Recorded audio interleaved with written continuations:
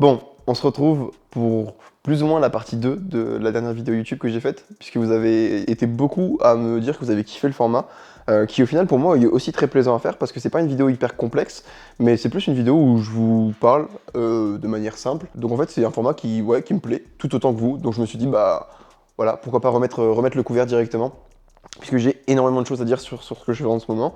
D'ailleurs, est-ce que vous voyez ce banger? Pour ceux qui ne savent pas, Fanta a sorti un Fanta zéro, enfin sans sucre. Et franchement, c'est très réussi. Le goût est très proche du Fanta classique, donc si vous êtes un fan de Fanta, n'hésitez pas à aller comme ça. Il y en a au Carrefour, je crois, et il est très bon. Je me fais voler. Donc voilà, et sponsor Fanta fini. Non, en vrai, testez-le et dites-moi ce que vous en pensez dans les commentaires si vous avez déjà testé ou si vous kiffez le Fanta, allez-y. Euh, donc, globalement, pour moi, j'ai mis en place, on va faire un 7 sur 7. Et tout ce que ça m'a apporté, puisque maintenant ça va faire. J'ai commencé en rentrant des championnats du monde, donc c'était il y a un mois et demi, je pense, si je dis pas de bêtises, donc ça va faire quoi 45 jours que je le fais. Et une anecdote de fou, ça fait 45 jours que je suis revenu des championnats du monde, j'ai l'impression que ça fait 6 mois. Je me suis tellement entraîné depuis, j'ai l'impression que. Et en vrai, je me dis, c'est un truc de fou. Et c'est là où j'en suis venu à une réflexion dont je vais vous parler juste après. C'est, au final, si j'ai cette sensation-là psychologiquement, c'est que physiquement, il doit y avoir un rapport. Est-ce que vous avez déjà eu ce truc-là de. Genre, vous savez que vous devez vous entraîner 2 jours de suite. Vous avez un premier training, je sais pas, assez tôt parce que vous avez beaucoup de choses à faire dans la journée. Donc vous allez vous entraîner à 11h, vous finissez à 13h. Et après vous avez full truc à faire dans la journée. Et vous vous réentraînez le lendemain à votre heure classique, ou même le soir par exemple. Et entre temps, comme vous avez fait beaucoup de choses, même s'il n'y a pas beaucoup de temps qui sont passés entre, on a l'impression que ça fait 6 jours qu'on s'est pas entraîné. Je sais pas si vous avez déjà eu cette sensation-là quand vous avez des journées très chargées. Et en tout cas, moi ça m'a déjà fait. Et je me suis dit, c'est fou comme psychologiquement, on peut avoir cette sensation que ça fait longtemps qu'on s'est pas entraîné, alors qu'en réalité, physiquement, bah c'est pas du tout le cas. Bref, voilà, c'est une réflexion à part, mais vous allez voir, il y aura un lien avec dans la vidéo juste après. Donc du coup, je vais vous dire en fait pourquoi la haute fréquence. Premièrement, il y a beaucoup d'études, je sais que j'en ai parlé un petit peu dans la dernière vidéo, mais il y a beaucoup d'études là-dessus qui ont montré un petit peu l'intérêt de faire, en gros, de prendre votre volume et de le split au maximum. On a vu ça déjà dans le body où les push-pull legs sont apparus, puis après il y a eu les half body, puis après il y a eu les full body. Et maintenant on voit beaucoup de body qui s'entraînent en full body tous les jours, avec un volume du coup en fait au lieu d'avoir, je sais pas, je vais dire une bêtise, mais 7 séries dans la semaine, bah, ils vont faire une série chaque jour, tous les jours. Si je dis pas de bêtises, je vais essayer de vous la retrouver. Ça c'est une étude de Brad Schoenfeld, où il en a fait pas mal là-dessus, justement sur la fréquence, qui sont sortis, donc on vous les mettra sur l'écran et en bio pour que vous puissiez aller checker un petit peu. Il y a une étude qui montrait qu'en gros ce qui était important, c'était le nombre de séries qui sont faites dans la semaine, plus que le volume en lui-même. Et ça, c'est un peu toute l'idée que Mike Israetel a mis en avant avec les MRV, les MEV, machin, enfin voilà. Je vous laisse aller checker, Mike Israetel, il y a beaucoup de choses dessus. Quand il travaillait à l'époque avec Juggernaut Training System et Renaissance Periodization. Bref, dans ce truc-là, en fait, c'est un peu à ce moment-là que la trend du nombre de sets par semaine est arrivée plutôt que le tonnage. À l'ancienne, on calculait vraiment le tonnage, donc on avait X rep fois X poids fois X série, et ça faisait un tonnage. Et ça c'est un peu à l'ancienne. Maintenant, on fonctionne vraiment plus avec les séries par semaine, en prenant en compte que évidemment la série est située entre 5 et 10 en termes de RPE, sinon c'est tellement simple que c'est même pas une série de travail, c'est considéré comme du junk volume. Donc pour ceux qui connaissent pas le junk volume, c'est en gros quelque chose qui est tellement simple qui ne demande pas d'effort, et dans ça on compte pas dans l'entraînement global. Donc voilà, il y a plein d'études qui montraient que en fait la fréquence, ce qui est important avec la fréquence, les avantages de la fréquence, c'était justement le fait de splitter ces efforts, et comme je l'avais expliqué dans l'ancienne vidéo avec la courbe de SRA, donc Stimulus Recovery Adaptation, en fait au lieu de stimuler beaucoup et prendre beaucoup de temps à récupérer, et ben vous allez stimuler un peu moins, donc récupérer plus vite, et vous allez pouvoir restimuler plus tôt. Et en fait le principe est le même. Et c'est comme ça qu'on split notre volume, qu'on le répartit sur une semaine, et qui fait qu'en fait un entraînement haute fréquence ou un entraînement basse fréquence, fondamentalement tout c'est faisable et ça revient au même si on split le volume. Le seul moment où c'est plus logique, et c'est de là l'anecdote dont je voulais vous parler avant, c'est si je vous dis par exemple, en gros, prenez votre main et frottez-vous la main comme ça pendant 5 minutes. Si vous le faites là, maintenant, pendant 5 minutes, au bout de 5 minutes, vous allez être complètement brûlé sur les deux parties de votre main. Mais si je vous dis, cette semaine, donc au lieu de le faire une fois par semaine pendant 5 minutes, frottez votre main pendant 5 divisé par 7, donc ça va faire 45 secondes, un truc comme ça. Donc là, j'ai frotté la main pendant 45 secondes, puis demain pendant 45 secondes, puis après-demain pendant 45 secondes. Et au final, je vais me rendre compte que, en ayant fait ça tous les jours, ma peau n'est pas brûlée. Je vais peut-être avoir un peu de corne au bout de 17 jours, mais j'aurais pas eu tellement de stress que ça devient un problème pour mon corps. Et là, évidemment, vous allez vous dire, c'est quoi le rapport? Ce que je vous imagez, c'est que si vous prenez 10 séries et que vous le faites sur une séance, ça va être très dur. Mais si vous le répartissez sur 7 séances, ça va être tout de suite beaucoup plus simple. Et la finalité, c'est que votre corps récupérera beaucoup mieux. Puisqu'au lieu d'être stressé au point de l'agression, enfin d'une agression qui fait très mal et du coup pour laquelle on met du temps à récupérer, vous allez juste vous adapter à ce petit stimulus que vous avez eu qui vous a fait un peu mal, puis un autre petit stimulus et ainsi de suite et ainsi de suite. Et le rôle avec la haute fréquence, ça va être justement de pouvoir augmenter à chaque fois ce stimulus, tout en arrivant à sa capacité de récupération pour le jour, pour les X temps que vous allez avoir entre vos séances, pour votre corps. Donc voilà l'anecdote que je voulais vous montrer. C'est juste qu'en fait, c'est toujours ce qu'on dit, c'est la dose qui fait le poison. Et la dose, on peut la répartir pour qu'on puisse être capable de récupérer de ça. Et c'est pour ça que je reçois beaucoup de messages en mode comment tu fais pour faire ça. Certes, ça demande beaucoup de discipline puisque globalement, ça va quand même augmenter votre volume. Mais ce qui fait que j'en suis capable de le faire, c'est que je répartisse beaucoup le volume sur la semaine et que du coup, ça me permet d'optimiser en fait ma récupération. Si je me lève tous les matins avec 50 points de récupération, au lieu de faire un crédit le lundi jusqu'au mercredi et d'être à moins 150, à moins 100 le lundi soir, je vais utiliser mes 50 tous les jours et du coup, je vais optimiser entre guillemets cette récupération-là. Donc c'est vraiment de ça que je voulais vous parler dans l'aspect comment on récupère et comment on optimise ça. Comme tu peux voir, avec les 2 expositions par semaine, la courbe va dans le négatif 2 fois par semaine, tandis qu'avec la répartition, comme je le fais actuellement, on se rapproche toujours de 0 et c'est à ce moment-là qu'on se réentraîne. Par conséquent, le stimulus est moins important, mais la demande de récupération l'est aussi, ce qui permet donc de s'entraîner plus souvent et par conséquent d'optimiser la récupération. Donc, dans l'entraînement 7 sur 7, il y a différentes phases. La phase un peu de fatigue extrême au début, puis la phase où on sort la tête de l'eau, on se sent mieux, et puis la phase à la fin où on s'y est adapté, on tolère ce qu'on fait, et donc du coup là on va pouvoir un peu plus s'amuser et jouer avec les variables. Redescendre le volume, augmenter le volume, voir si c'est trop, si c'est pas assez, changer les variations, etc. etc. Et moi-même j'ai dû faire des adaptations depuis ce bloc-là que j'ai commencé lundi. J'ai changé un petit peu ce que je fais. Je me fais toujours 7 SBD par semaine. Il y en a un le dimanche qui est très light, c'est vraiment genre du bench très léger, du RDL et un mouvement de squat le moins spécifique possible, donc c'est vraiment le SBD le plus light. Et sur ça, j'en ai 3 qui vont être en comp squat et 4 qui vont être, enfin 3 autres du coup, sans compter celui du dimanche, qui vont être en mid bar, high bar squat. Enfin, c'est du high bar pour moi, donc higher bar. Pourquoi? Parce que moi j'ai vu une limite dans le fait de squatter tous les jours, c'était le fait que mes coudes, mes épaules étaient très irrités, j'avais beaucoup mal, ça m'empêchait de bencher correctement. Ce qui est important, c'est donc d'identifier le facteur limitant, en l'occurrence pour moi le coude, et mettre en place quelque chose pour ça, dans mon cas le high bar ou la barre plus haute, pour limiter mes gènes. Globalement, le fonctionnement sera toujours le même. Si je vous demande de marcher 5 km tous les jours, ce qui est une forme d'entraînement, vous pourrez certainement tous le faire. C'est avec ça que je vais expliquer qu'on peut toujours trouver des adaptations qui feront qu'on peut s'entraîner tous les jours si on le veut. Maintenant la question c'est comment et est-ce que c'est nécessaire pour vous? Donc du coup, j'ai fait le choix de passer 3 variations, enfin 3 jours en barre un peu plus haute pour pouvoir quand même squatter tous les jours, tout en n'arrivant pas au-dessus de mes capacités de récupération de ce côté-là. Donc encore une fois, ça vous montre qu'il y a toujours plein d'ajustements à faire et que c'est pas parce qu'on fait un SBD tous les jours qu'on est obligé d'avoir extrêmement mal, même si évidemment c'est dur, ou de pousser les douleurs, etc., etc. Ça peut être périn et ça peut être faisable à long terme si on est intelligent dans la manière de le faire. Oui, d'ailleurs, pour ceux qui voient, effectivement, je regarde mon téléphone parce que je vous ai fait un petit script histoire de pouvoir vous parler de plein de choses, que j'ai beaucoup de choses à dire et je voulais que ça soit un minimum structuré. Donc là, on a parlé plus de l'aspect récupération au début, et là, je viens de vous parler un petit peu de comment manager justement, de naviguer avec les contraintes que vous pourrez avoir en fonction de vos mouvements. Par exemple, moi, au niveau du terre et du bench, je peux en faire tous les jours, j'ai aucun problème, donc j'ai fait aucun ajustement. Le squat, c'était un petit peu différent. Donc là, on a vraiment fait l'arc numéro 1, on va dire, la récupération. Ensuite, je vous ai parlé dans l'ancienne vidéo juste du fait que je faisais déjà ça à l'ancienne, que j'entraînais beaucoup en haute fréquence, même encore plus en haute fréquence, puisque je faisais 2 trainings par jour. Donc je vais vous parler un petit peu de ce moment-là, pour vous montrer un petit peu comment est-ce qu'on peut arriver à un extrême que je ne fais plus là, mais que j'ai réussi à faire à l'époque. En gros, j'étais beaucoup plus jeune et je me suis dit, moi ce que je veux c'est devenir le plus fort le plus vite, donc qu'est-ce que je vais faire? Le plus de volume possible. Et c'était l'époque justement où on mettait beaucoup en avant le volume, beaucoup en avant le fait de plus on fait et si on peut le récupérer, et mieux c'est. Et du coup moi dans ma tête je me disais, la meilleure manière de faire le plus possible et de pouvoir récupérer, c'est de split au maximum, en fait, comme je l'ai dit là, en gros, je vais vous donner un exemple, comment est-ce que je le vois moi. Imaginons, dans notre monde à nous, on parle en calories, par exemple, on dit je dois manger 2000 calories pour pas grossir. Donc globalement, c'est 14 000 calories sur la semaine. Donc si on voulait, on pourrait manger le lundi et le jeudi, donc 2 fois par semaine, 7000 calories, on aurait 14 000 calories sur la semaine, et à la fin de la semaine, on serait à une balance négative. Mais ce qui est plus opti, c'est de manger tous les jours. Et ce qui est encore plus opti, c'est de manger 3 ou 4 fois par jour, pour optimiser notre digestion. Et bien je le vois un peu pareil au niveau de l'entraînement. Au lieu de me mettre 7000 calories d'entraînement le lundi et le jeudi et du coup d'attendre à chaque fois pour récupérer, ce que je vais faire, c'est que je vais me faire 500 calories le lundi matin, 500 calories le lundi soir, enfin du coup 1000 calories le lundi matin, 1000 calories le lundi soir et ainsi de suite. Et en fait, je le voyais un peu comme ça au niveau de l'entraînement. Je me disais que si je répartissais plus, globalement, ma digestion, donc ma récupération serait meilleure et je serais plus fort. Donc je me suis dit, voilà, je vais split mes séances, m'entraîner le matin et le soir en faisant un SBD tous les jours et essayer de répartir au plus le volume. Donc j'ai commencé au début évidemment en m'entraînant une fois par jour parce que c'était ma limite, puis je suis passé à 2 en splittant ma séance. Donc au début je faisais 6 séries d'un jour sur ma séance du jour normal, je les split en 2, donc je faisais 3 séries le matin, 3 séries le soir en squat, bench et deadlift.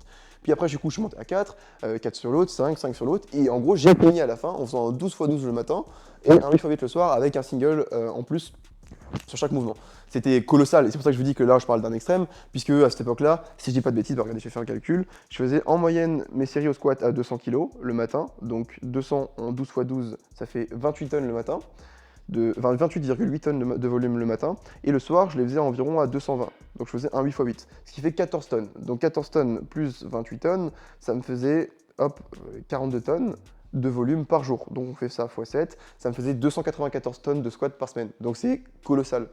Et pour le bench, c'est simple, on prend à peu près ça, et toutes mes charges étaient divisées par 2, donc on divise par 2, ce qui fait environ 150 tonnes de volume au bench par semaine. Donc encore une fois, c'est colossal. Mais comment est-ce que j'ai pu en arriver là? Bah, c'est justement, petit à petit, j'ai construit cette capacité de travail en me disant, bah, je vais faire un peu plus, puis un peu plus, puis un peu plus, puis un peu plus, et je suis arrivé à ce stade où qui était plus ou moins ma limite, parce que mes séances commençaient à être très lourdes, très longues, j'entraînais 8 heures par jour, c'était vraiment la limite que je pouvais avoir, au-dessus je ne pouvais plus récupérer. Et déjà à ce moment-là, ma vie c'était le power. Quand j'entrais de ma séance numéro 1, je mangeais, je faisais une sieste et je retournais à la salle. Et je faisais ça tous les jours de ma vie, il n'y avait rien d'autre qui comptait pour moi. Donc là, vous voyez bien que, encore une fois, c'est une extrême, j'ai optimisé toute ma vie pour faire ça, mais c'est un peu comme une expérience que j'ai fait sur moi-même et j'ai trouvé ça grave intéressant. Et ce qu'il faut savoir, c'est que sur cette période-là, ce qui a fait aussi que je me suis dit que ça fonctionnait, c'est que j'ai commencé en squattant 260 et au bout d'un an et demi, j'ai squatté 310 ou 320, je crois, après m'être adapté à cette période-là. Donc 60 kg de progression en un an et demi sur un niveau qui est déjà pas mauvais, c'est colossal. Et c'est ce qui m'a montré que pour moi, ça fonctionnait. Et en plus, j'étais évidemment convaincu que ça le faisait, sinon je ne me serais pas amusé, je ne me serais pas dévoué à ce point-là pendant plusieurs années de ma vie à faire ce truc-là. Ce qu'il faut savoir, c'est que la haute fréquence, enfin en tout cas cette pensée que j'avais de le faire, ça a commencé beaucoup plus tôt chez moi, ça a commencé au collège, au lycée. En seconde, je m'entraînais déjà 2 fois par jour. Donc je m'entraînais avant le lycée, je me levais à 4h30 du matin, j'allais m'entraîner, je commençais les cours à 8h, je finissais les cours à 17h, je me réentraînais le soir, et je rentrais chez moi et je faisais ça tous les jours.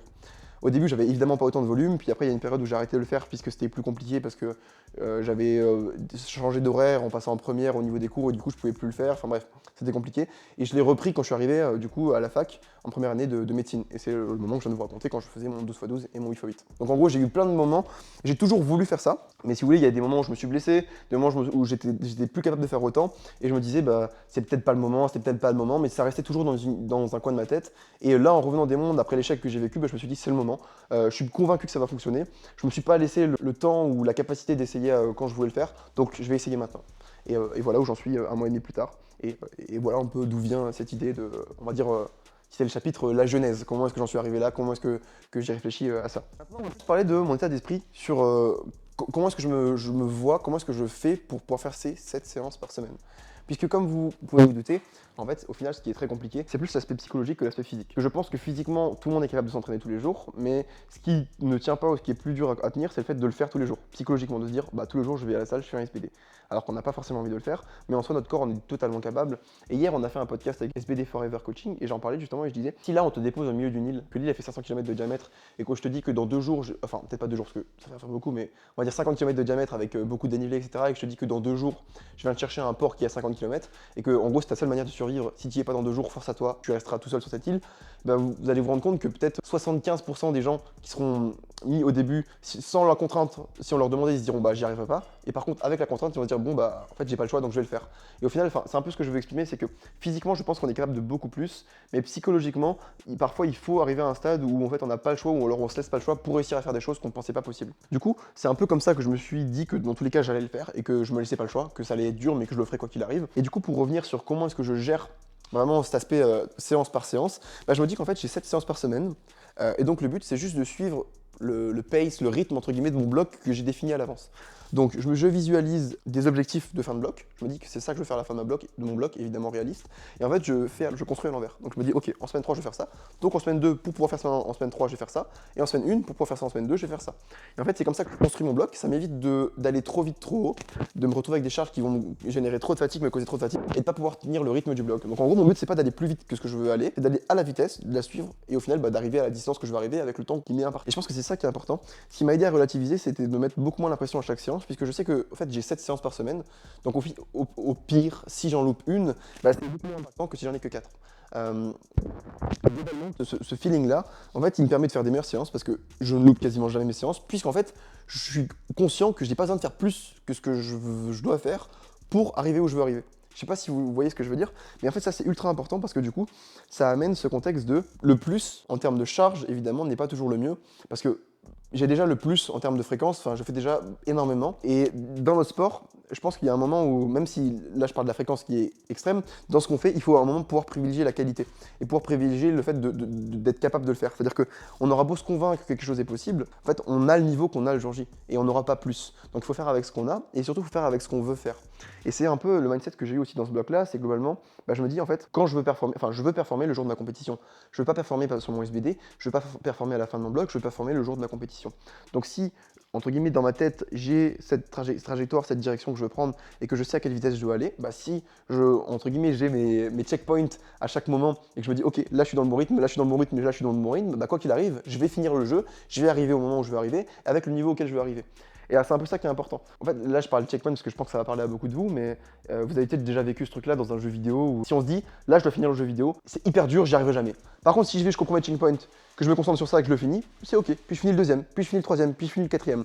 Et c'est un peu en fait une manière d'avoir des objectifs à court terme qui sont plus simples pour pouvoir valider les objectifs à moyen terme en additionnant plein d'objectifs à court terme. Et c'est comme ça que je visualise mon bloc et qui me permet au final d'avoir un rythme qui est beaucoup plus soutenable et au final qui est élevé quand même, puisque je me concentre sur ce que j'ai à faire le jour J, puis le jour d'après, puis le jour d'après, au lieu d'anticiper trop et au final de faire les choses mal. Donc voilà, ça m'a beaucoup aidé à relativiser sur l'importance de chaque séance, mais surtout sur le rôle de chaque séance. Le fait d'avoir des séances principales, séances secondaires, etc. En fait, je n'ai pas besoin de performer, j'ai besoin de me préparer à performer. Et ça, c'est totalement différent dans la façon dont vous envisagez l'entraînement. Donc là, c'était un petit peu la partie 3, on va dire le mindset, comment est-ce que j'ai dû me positionner pour réussir à faire ça. Et du coup, on va faire la partie 4, en fait, ça va être plus ou moins la réalisation, la concrétisation. Ce que je vais vous dire, c'est qu'en fait, il faut une bonne grosse paire de couilles. En vrai, des fois, faut pas parler chinois, faut pas prendre des virages quand on peut aller tout droit. C'est évident, parce que comme j'ai dit, c'est très éprouvant psychologiquement. Mais en fait, le simple fait de se dire qu'on investit tout ça dans cette discipline, dans notre progression, en fait, ça nous met dans un état d'esprit qui est totalement différent où on se dit j'ai pas le choix. Je vais y arriver quoi qu'il arrive et je me laisse pas le choix. Et je pense que ça, c'est un truc extrêmement important. Justement, comme je parlais, le fait que c'est l'aspect psychologique qui nous bride. Lorsqu'on n'a pas le choix de faire quelque chose, et souvent on va se rendre compte qu'on le fera, parce que déjà on ne pensait pas réussir à le faire, mais en plus on le fera beaucoup mieux, puisqu'on sait qu'on doit le faire, donc autant le faire à fond. Et c'est un peu l'anecdote de l'île dont je vous ai parlé avant.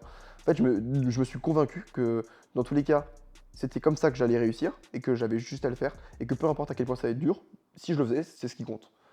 Et au final, je me rends compte que c'est pas si dur que ça. Certes, il faut un peu de discipline et certes, j'ai la chance de pouvoir complètement gérer ma vie autour de ça, mais c'est pas la fin du monde non plus. Je veux dire, au final, on fait un sport qu'on aime dans des conditions qui sont incroyables avec des gens qu'on apprécie souvent. Ce que je veux dire, parce que c'est compliqué à exprimer, c'est que au final, les conditions sont quand même incroyables. On a la chance de pouvoir faire ça dans un contexte qui est particulier de fou. J'ai la chance de pouvoir pratiquer un sport que j'aime et pouvoir progresser là-dedans. Et même si c'est dur, c'est moi qui le choisis. Donc ça ne veut pas dire que je dois minimiser ce que je fais, mais juste, voilà, je pense que beaucoup de gens sont capables de le faire alors qu'ils pensent que non. Et pour moi, c'est vraiment ça que je veux résumer, que je veux que les gens en tirent de cette vidéo, c'est en fait, si vous voulez faire quelque chose, faites-le. Ça fait un peu discours motivationnel, mais croyez en vous et si vous vous donnez vraiment les moyens de faire quelque chose, vous verrez qu'au final, vous allez souvent vous surprendre sur vos capacités. Et peu importe à quel point vous pensez que vous êtes gifted, peu importe à quel point vous pensez que vous avez la génétique oui ou non, en fait, tout ça, ça compte pas. Pour moi, ce qui fait vraiment la différence entre quelqu'un qui va réussir et quelqu'un qui essaye ou qui pense qui n'y arrivera pas, c'est justement comment est-ce qu'il se profile, à quel point il est convaincu qu'il va y arriver. Et je pense que vous avez tous déjà vécu ça dans votre vie. En fait, le fait de s'investir dans quelque chose, ça amènera toujours un retour. Et c'est pour ça notamment que parfois on a besoin de se mettre dans ces situations-là pour passer un niveau. Et là en ce moment, moi ça m'a encore plus inspiré parce que je vois les JO avec des athlètes qui sont incroyables. Je pense à Léon Marchand qui fait 3 et là peut-être aujourd'hui 4 médailles d'or olympiques pour la France. Il y en a plein d'autres. Moi j'ai regardé un documentaire aussi dernièrement sur les frères Lebrun. Enfin, il y a plein d'athlètes qui sortent du commun en France dernièrement et encore plus qui sont mis en avant avec les JO. Et je pense que c'est des gens justement qui ont cette capacité-là de se dire en fait j'ai décidé que je serai le meilleur.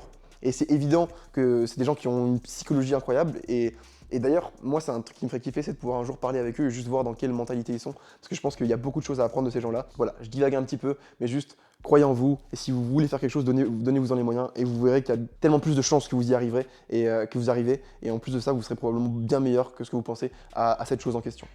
Donc voilà, ça la fin de la vidéo. J'espère que vous avez kiffé cette vidéo qui est vraiment dans la lignée de la dernière que vous avez aimée, donc il n'y a pas de raison. Comme d'habitude, N'hésitez pas à me parler un petit peu, enfin rebondir avec des sujets que j'ai donnés dans cette vidéo. Si vous avez kiffé, lâchez un petit commentaire, ça fait vraiment plaisir. C'est pour ça d'ailleurs que j'ai fait cette vidéo, parce que la dernière vidéo, vous m'avez dit que vous l'avez kiffé, donc du coup, je vais la refaire. Si j'avais pas eu vos commentaires, je l'aurais peut-être pas refaite. Donc voilà, c'est important que vous me donniez vos retours, puisque moi ça me permet de voir ce qui vous fait kiffer ou non. Et du coup, si c'est en phase avec ce que moi je kiffe faire aussi. Donc voilà, n'hésitez pas à commenter, vous abonner, et on se retrouve très vite pour une prochaine vidéo. Time for